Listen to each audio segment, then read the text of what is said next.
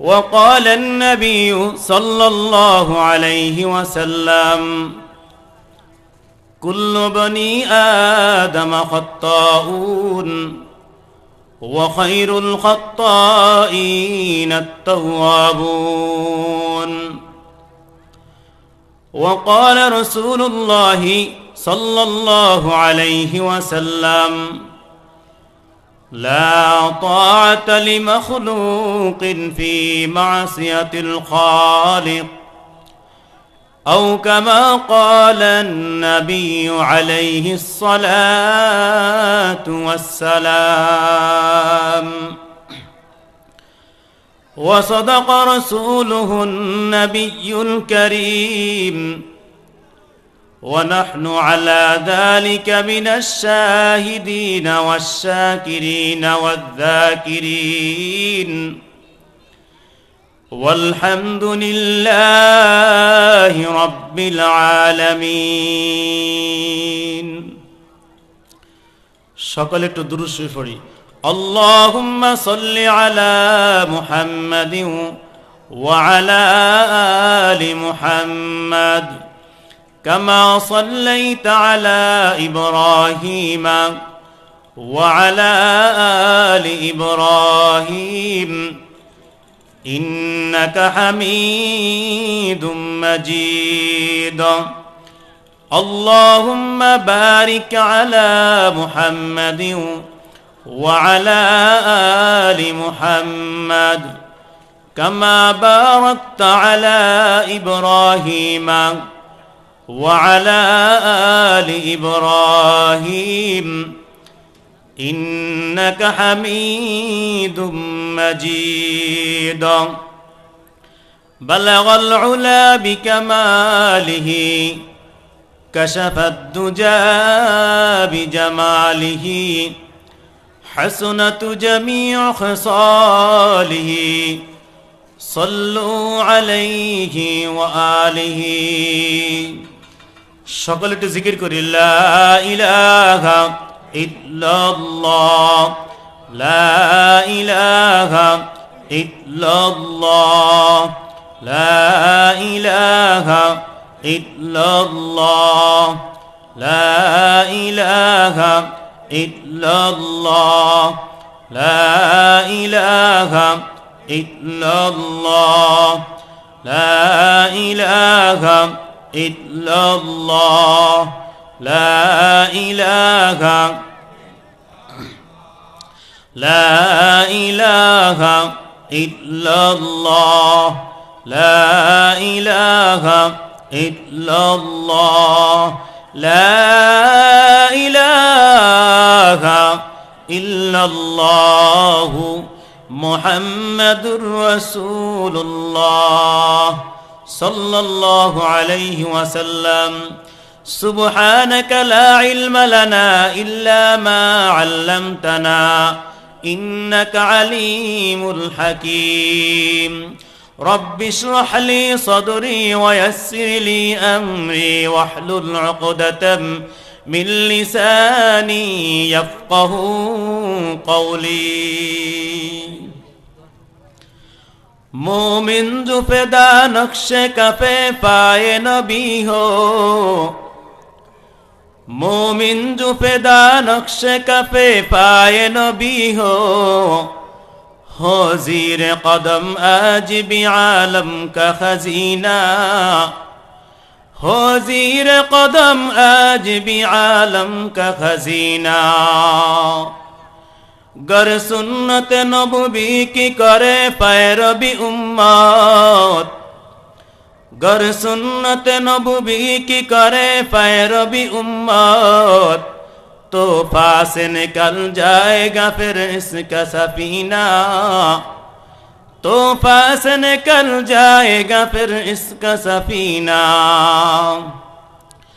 عاشق ہو برادر شین شاہد عالم، عاشق ہو برادر شین شاہد عالم، سنت کی پیروی کرتے رہو ہر جہر دم، सुन्नत की पैरवी करते रहूं हर जहर दम। मैं दूर हूँ मजबूर हूँ ऐ सैयद आलम, मैं दूर हूँ मजबूर हूँ ऐ सैयद आलम। दीदार दिखाते नहीं आवाज सुना दो, दीदार दिखाते नहीं आवाज सुना दो।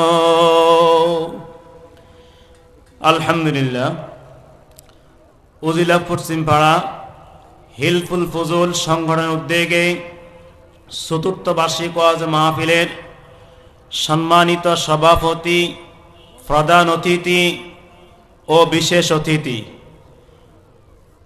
মাঠে বসা সম্মানিত মুসলিম کرام, মঞ্চে বসা সম্মানিত ওলামায়ে کرام, ওই মহান স্রষ্টাময় আল্লাহ রাব্বুল আলামিনের দরবারে অসংখ্য অগণিত শুকর ও সুজুদ, যে আল্লাহ রাব্বুল আলামিন আমাদেরকে এই পবিত্র মাহফিলে জান্নাতের বাগানে আসার এবং বসার তৌফিক দান করেছেন।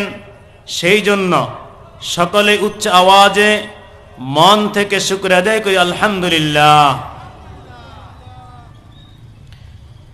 আল্লাহ রাব্বুল আলামিন আমাদেরকে এখানে বসে আছেন, এটা হলো একটা জান্নাতের বাগান। কিসের বাগান? জান্নাতের বাগান। এই জান্নাতের বাগানে ইচ্ছা করলে সবাই বসতে পারে না, আবার ইচ্ছা করলে সবাই আসতেও পারে না। আল্লাহ পাক রব্বুল আলামিন যাকে একমাত্র কবুল করবেন বা যাকে একমাত্র কবুল করেছেন সেই একমাত্র এই জান্নাতের বাগানে আসতে পারবে। যা দেখেন দোকানপাটে, চায়ের দোকানে শত শত হাজার মানুষ বসে আছে, কিন্তু তাদের এই মাহফিলে আসার তৌফিক হয় না, বসার তৌফিক হয় না এবং শোনার তৌফিক হয় না। তো এইখানে আজকে যারা বসছেন এটা একটা বড় নিয়ামত। আল্লাহ পাক রব্বুল আলামিন যাকে মুহাব্বত করেন, যাকে জান্নাত দিবেন, যাকে মাফ করবেন, আল্লাহ তাকেই তার বাগানের মধ্যে বসেন। সুবহানাল্লাহ।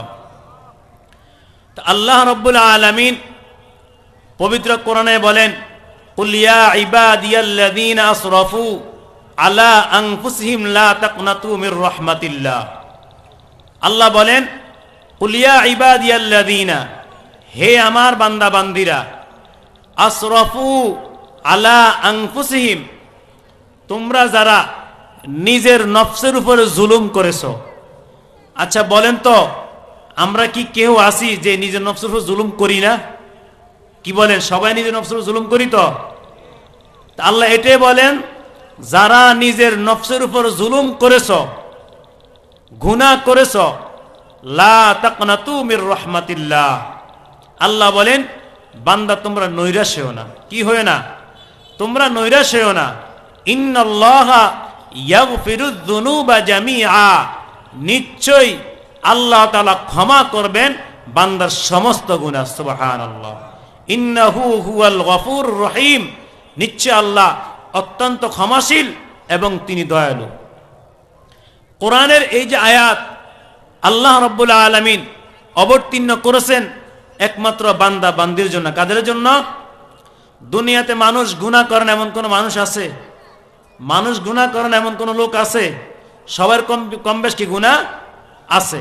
তারপর আল্লাহ বলে দিছে যে আমার বান্দা বান্দিরা যত গুনাহ করবে, বান্দা ক্ষমা চাইতে দেরি, আমি আল্লাহ রাব্বুল আলামিন ওই বান্দাকে মাফ করতে দেরি হবে না। সুবহানাল্লাহ।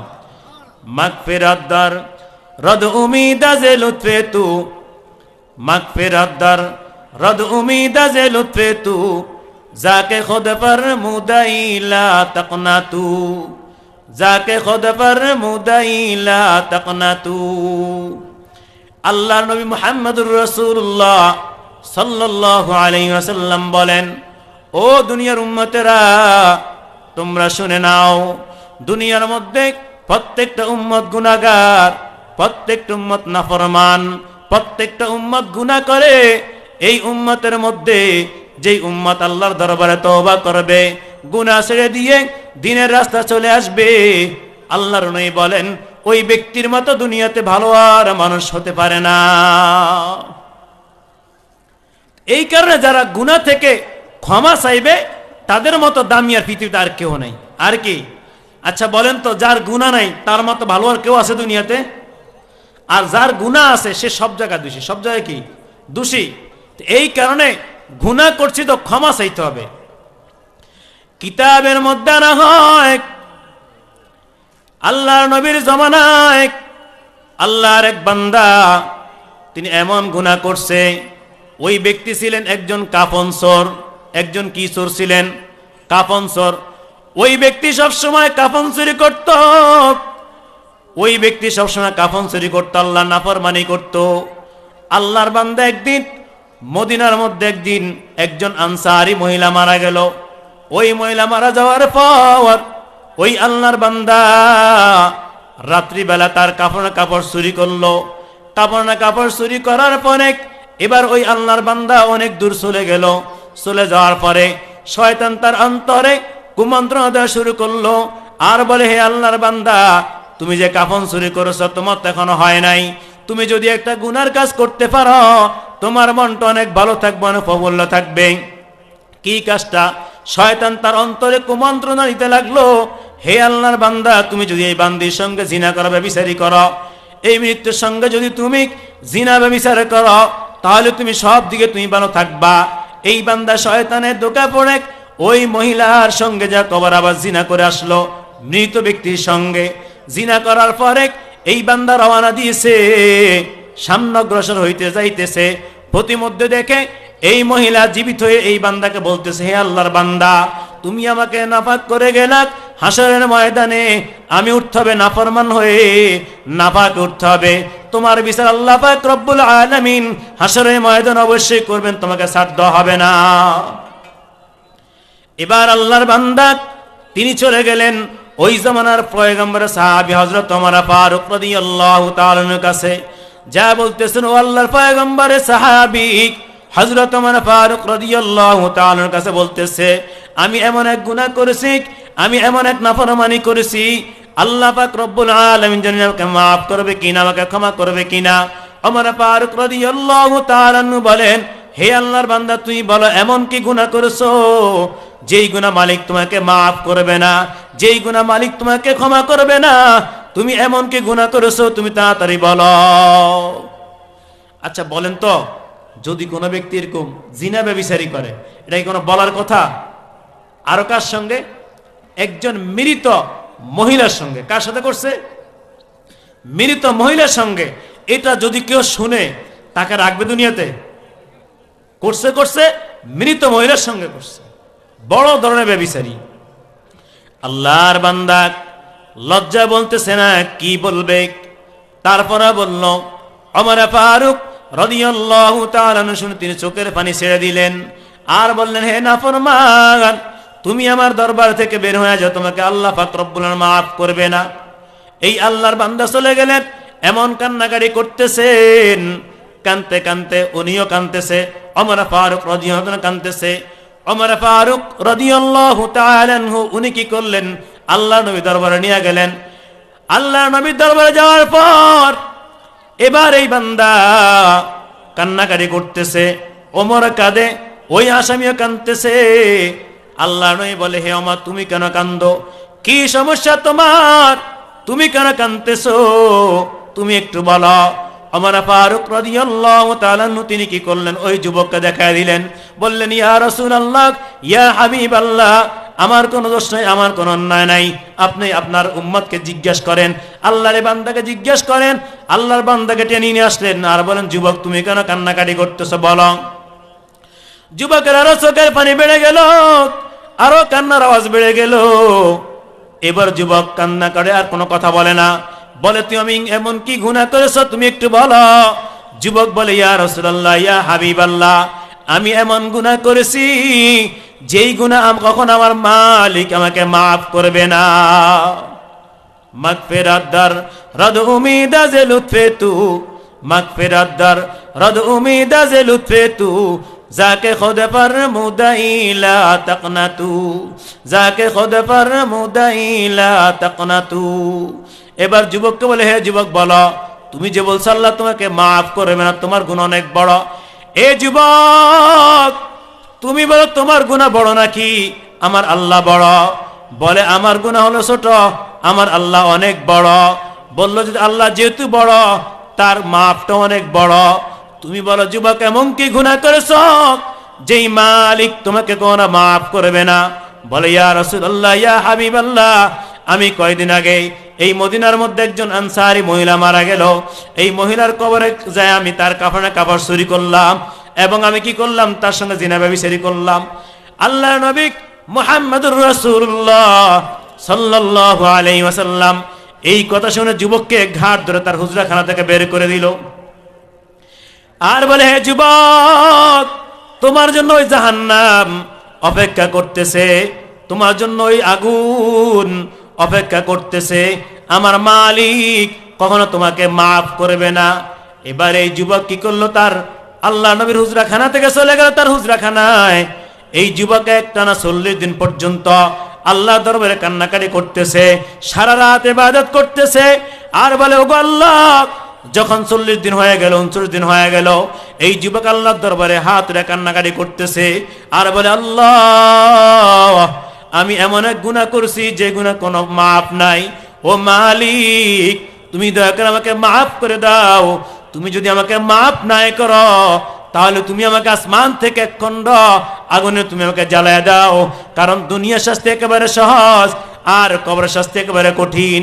আল্লাহ পাক রব্বুল আলামিন এই যুবকের তওবা খুশি হইয়া সঙ্গে সঙ্গে তার গুনাহগুলি মাফ করে দিলেন। এখন কি হলো, এবার আল্লাহ পাক রব্বুল আলামিন জিবরাইলের মাধ্যমে নবী মুহাম্মদুর রাসূলুল্লাহ সাল্লাল্লাহু আলাইহি ওয়াসাল্লামকে জানাই দিলেন, হে মুহাম্মদ সাল্লাল্লাহু আলাইহি ওয়াসাল্লাম, আপনি ওই যুবককে ডেকে এনে তাকে সংবাদ শুনিয়ে দেন আল্লাহ রাব্বুল আলামিন তার তওবাকে কবুল করেছেন। জোরে বলেন আমিন। তাহলে যেই ব্যক্তি গুনাহ করবে, কি করবে? গুনাহ করবে। যদি আল্লাহর দরবারে গুনাহ মাফ চায়, আল্লাহ রাব্বুল আলামিন ওই ব্যক্তির গুনাহগুলি মাফ করে দিবেন। সুবহানাল্লাহ। আল্লাহ পাক রব্বুল আলামিন অন্য আয়াতে বলেন, বিসমিল্লাহির রাহমানির রহিম, আল-ইয়াওমা নাখতিমু আলা আফওয়াহিহিম ওয়া তুকাল্লিমুনা আইদিহিম ওয়া তাশহাদু আরজুলুহুম বিমা কানু ইয়াকসিবুন। আল্লাহ রাব্বুল আলামিন বলেন, হে দুনিয়ার বান্দা বান্দিরা, তুমি যে দুনিয়ার মধ্যে এত গুনাহ করো, এত নাফরমানি করো, জবান দ্বারা গুনাহ করতেছ, হাত দ্বারা গুনাহ করতেছ, পাও দ্বারা গুনাহ করতেছ, এবং সব দ্বারা তুমি গুনাহ করতেছ বান্দা, তুমি জেনে রাখো হাসরের ময়দানে আমার আল্লাহর দরবারে তোমার এই হাত সাক্ষ্য দিবে, তোমার এই জবান সাক্ষ্য দিবে, তোমার এই মুখ সাক্ষ্য দিবে, তোমার এই পা সাক্ষ্য দিবে। ও বান্দা, তুমি দুনিয়ার জমিনে কোন জায়গায় কি গুনাহ করেছ, কোন জায়গায় কি নাফরমানি করেছো, বান্দা তোমার এই সব গুনার সাক্ষ্য আমার আল্লাহর দরবারে সাক্ষ্য দান করবে। বান্দা তুমি বাঁচতে পারবা না। এই বান্দা, তুমি যদি গুনাহ করো, গুনাহ করার সঙ্গে সঙ্গে তুমি যদি তওবা করতে পারো, আল্লাহ রাব্বুল আলামিন তোমার সমস্ত গুনাহগুলি মাফ করে দিবেন। এই কারণে আল্লাহর ওলিরা সবসময় তাহাজ্জুদে উঠে কাঁদতেন। কি বলে কাঁদতেন? दिल जो खाली याद हक से आए जावा, दिल जो खाली याद हक से आए जावा, खाने शैतान है वो दिल बेगुमा, खाने शैतान है वो दिल बेगुमा। हर तमन्ना दिल से रुखसत हो गई, हर तमन्ना दिल से रुखसत हो गई, अब तो आजा अब तो खलवत हो गई, अब तो आजा अब तो खलवत हो गई। हुस्न तेरा संद रोज़े आखिर फना हो जाएगा, जिसमें तेरा नाज है वो खाके में मिल जाएगा, जिसमें तेरा नाज है वो खाके में मिल जाएगा। আল্লাহর ওলিরা শেষাতুলে কান্নাকাটি করতেন, কি বলতেন? হুসনে তেরা সন্দে রোজে আখিরে ফানা হো জায়েগা। তারা বলতেন, ও আল্লাহ, আমি তো গুনাহগার, আমি তো অনেক নাফরমান, আয় আল্লাহ আমি যখন মরে যাব আমার এই অন্তরটা, আমার এই চেহারাটা চলে পুরো সব খারখার ছানখার হয়ে যাবে। ও আল্লাহ আমার এই চেহারাটা মাটির সাথে মিশে যাবে। আয় আল্লাহ তুমি দয়া করে আমাকে মাফ করে দাও, আমাকে ক্ষমা করে দাও। আল্লাহর ওলি সবসময় শেষ রাতে এরকম কান্নাকাটি করতেন। বান্দা গুনাহ করে কিন্তু তওবা করে না। কি করে না বলেন? তওবা করে না। আল্লাহ রাব্বুল আলামিন সবচেয়ে বেশি খুশি হয় যে বান্দা বেশি বেশি তওবা করে। সুবহানাল্লাহ, সুবহানাল্লাহ বলবেন না? আল্লাহ বেশি খুশি হয় কিভাবে? বান্দা যখন বেশি কি করে? তওবা করে। বান্দা তুমি গুনাহ করছো, তুমি তওবা করছো, আবার তুমি গুনাহ করছো, দেরি হয়ে গেছে তওবা করছো। এই বান্দা আবার তওবা করছো, গুনাহ করছো, আবার তওবা করছো। বান্দা তুমি যত গুনাহ করবা তত তওবা করবা, আমি আল্লাহ তোমার এই তওবার কারণে আমি আল্লাহ তোমার উপর অনেক খুশি হয়ে যাই। শুধু গুনাহ, গুনাহ কার নাই রে ভাই? নামাজ পড়ে না, বান্দা মিথ্যা কথা বলে, বান্দা কবিরা গুনাহ করে, বান্দা অনেক নাফরমানি করে। এই আল্লাহর বান্দা বান্দিরা জীবনে এই জবান দ্বারা কত গুনাহ করছ, জীবনে চোখ দ্বারা কত গুনাহ করছ, জীবনে হাত দ্বারা কত গুনাহ করছ, জীবনে পাও দ্বারা কত গুনাহ করছ জানি না। তবে না জানি আজরাইল মালাকুল মউত আইসা সামনে হাজির হয়ে যায়। মালাকুল মউত সামনে যখন হাজির হবে আর ফালাবার মতো কোনো রাস্তা নেই। কোনো রাস্তা আছে? এই কারণে মালাকুল মউত আজরাইল আলাইহিস সালাতু ওয়াস সালাম আমার সামনে আসার আগে আগে আমরা কি করব? আল্লাহর দরবারে তওবা করব, গুনাহ মাফ চাবো। ও আমার ভাই, ও বৃদ্ধ বাবাজিরা, হাঁটতেছেন তওবা করবেন, রাস্তা দিয়ে হাঁটতেছেন তওবা করবেন, গায়ে দুসছেন তওবা করবেন, তওবা দোয়া পড়বেন। আস্তাগফিরুল্লাহাল্লাযী লা ইলাহা ইল্লা হুয়াল হাইয়ুল কাইয়্যুম ওয়া আতুবু ইলাইহি লা হাওলা ওয়ালা কুওয়াতা ইল্লা বিল্লাহিল আলিয়্যুল আযীম। বান্দা তুমি গায়ে দুসছো তওবা করবা। যদি তুমি আরবিতে না পারো আল্লাহর দরবারে বলো, আল্লাহ জীবনে অনেক গুনাহ করেছি, জীবনে তোমার নাফরমানি করেছি, চোখের পানি ছেড়ে দাও, কান্না করো। যদি চোখের পানি না আসে কান্নার বান করো। আল্লাহ নবী বলেন যদি কোনো বান্দা গুনাহ করে তওবা করেছে, চোখের পানি আসে নাই, আসার জন্য চেষ্টা করেছে, আল্লাহ রাব্বুল আলামিন বলেন ওই বান্দার চোখের পানিটা নাকের ডগা আসার আগেই আগেই আল্লাহ পাক রব্বুল আলামিন ওই বান্দাকে মাফ করে দেন। এই কারণে গুনাহ করছেন তওবা করবেন ইনশাআল্লাহ, করবেন তো ইনশাআল্লাহ। সব সময় নামাজের আগে তওবা করতে পারবেন, নামাজের পরেও তওবা করতে পারবেন। আর সব সময় নিজের আমল ঠিক রাখতে হবে। যার আমল ঠিক তার সব ঠিক, যার আমল ঠিক তার সব ঠিক। বলেন যার কি ঠিক? যার আমল ঠিক। আমল কি সঠিক আমল করা লাগবে না ভাই? বলেন সঠিক আমল করা লাগবে নি? এই যে হুজুররা জুমার মসজিদে বয়ান করে, মাঠে বয়ান করে, তাবলীগওয়ালারা বয়ান করে, সরমনাওয়ালারা বয়ান করে, কেন করে? একমাত্র বান্দার আমল ঠিকের জন্য। কিসের জন্য? এই যে এত ওয়াইজিন হুজুরা করতেছে, প্রধান বক্তা বলেন, প্রধান অতিথি বলেন, যত বক্তা বলেন, আমন্ত্রণ ওলামায়ে কেরাম বলেন, সব কিসের বয়ান করে? একমাত্র ঠিক হওয়ার জন্য। কিসের জন্য বলেন? একমাত্র যে ভালো হওয়ার জন্য। এটা তার কি? কোরআনটা পুরোটাই কি দাওয়াত? পুরোটাই কি দাওয়াত? এই কারণে আমাদের আমল ঠিক রাখতে হবে। কি ঠিক রাখতে হবে?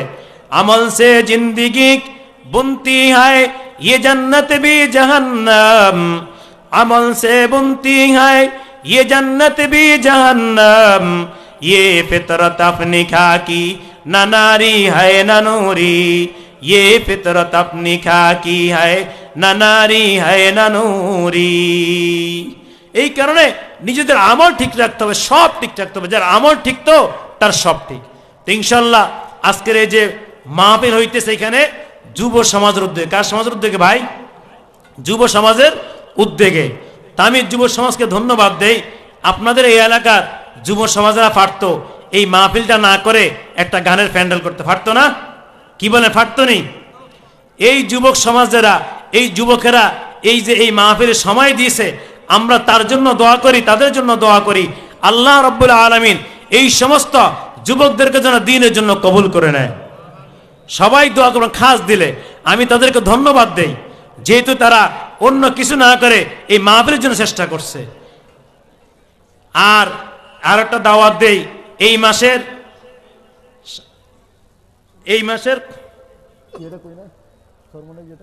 কাগজটা কই, এই নভেম্বরের 27, 28, 29 বলেন কত তারিখ? 27, 28, 29 তারিখ সরমনাইয়ের ময়দানে মাহফিল। এখান থেকে মামুন ভাই জামাত নিয়ে সরমনায় যায়। যারা যাওয়ার ইচ্ছুক আছেন তারা সবাই যাবেন দিনের দাওয়াত হিসাবে, দিনের কথা হিসাবে। যদি সরমনায় অন্তত দূর থেকে যায় শুনেন, অন্তত ওখানে মুরিদ না হইল অন্তত একটু দেখে আসবেন। কি করে আসবেন? মুরিদ হওয়ার কোনো দরকার নাই, একটু যেন দেখে আসবেন যে ওনারা কি বলে, এতটুকু আর অন্য কিছু দরকার নাই। তো এখান থেকে ইনশাল্লাহ বড় জামাত যাবে মামুন ভাই, ওনার সঙ্গে সবাই যোগাযোগ ইনশাল্লাহ যাবেন এই মাসের 27, 28, 29 তারিখ ইনশাল্লাহ সবাই চেষ্টা করবেন। তা আমি এখানে আজকে যে কথাগুলো বলছি একমাত্র এই গুনাহ মাফির কথা, অন্যের কিছু না। তো ইনশাল্লাহ আমরা সবাই আল্লাহর দরবারে দোয়া করব, আল্লাহ রাব্বুল আলামিন যেন আমাদের সবাইকে যেন মাফ করে দেয়, সবাই আমিন। আর যেই সমস্ত যুবকেরা, যেই সমস্ত ব্যক্তিরা এই মাহফিলের জন্য আয়োজন করছে, আল্লাহ যেন তাদের সবাইকে মাফ করে দেন, সবাই আমিন। ওয়ামা তাওফীক ইল্লা বিল্লাহ।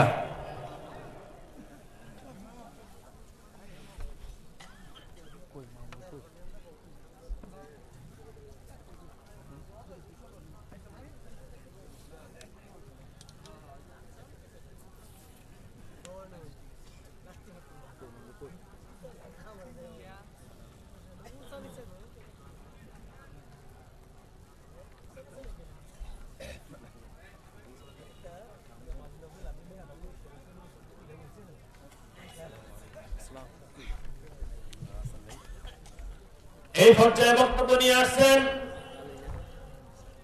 এখন আপনার সামনে মূল্যবান বয়ান করবেন জনাব হযরত মাওলানা ইউনুস আহমদ সাহেব, শ্রীপুরী, খতিব বাইতুল মামুর জামে মসজিদ।